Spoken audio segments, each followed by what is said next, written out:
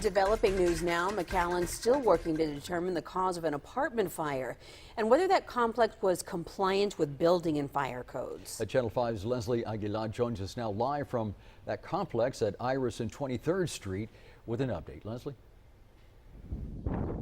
Yeah, right now McAllen fire investigators are still working to determine the cause of the fire. They do know that it started in the kitchen of a second floor unit. They also know that there were no smoke alarms or any fire system in the building.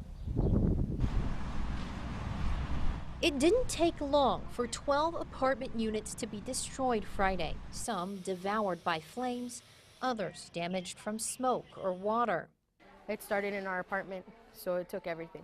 Cassandra Villanueva is one of 47 people displaced by the fire. She and her 5 children are relying on help from the community to get back on their feet. Villanueva is especially moved by one donation.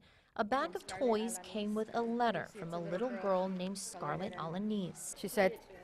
She said to all the kids who lost everything, just a couple of families, here is a little gift. I will pray for you and your families. God is great. The Red Cross set up a shelter for all those displaced families. 15 people stayed here last night, and at least 2 families are expected to sleep there tonight. While volunteers help the families, the McAllen Fire Marshal's Office investigates the apartment building. Deputy Chief Gerald Williamson says the cause of the fire is still unclear.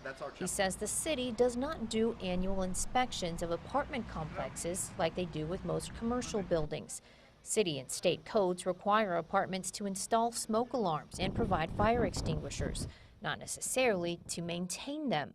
However, it's the responsibility of the resident in the apartment to ensure that that smoke detector is providing a safe environment for them and is capable of alerting them in the event of a fire. The investigation will reveal whether the fire was preventable. I work hard. We all do. And just to lose it in one fire, it's very emotional. Villanueva is focused on the future, like finding a new home to hang this letter she'll now treasure.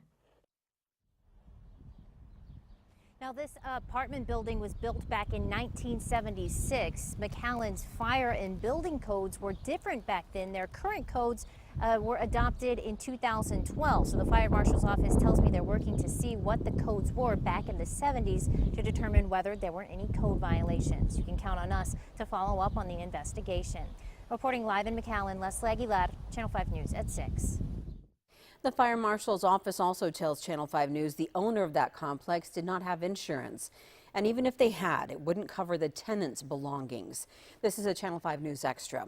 Only renters' insurance can reimburse tenants for property lost in a fire or from a natural disaster.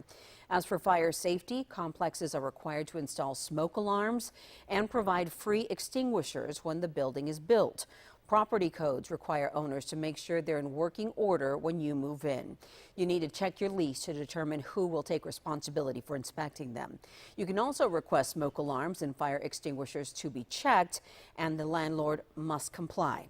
We'll have all this information on our website, krgv.com.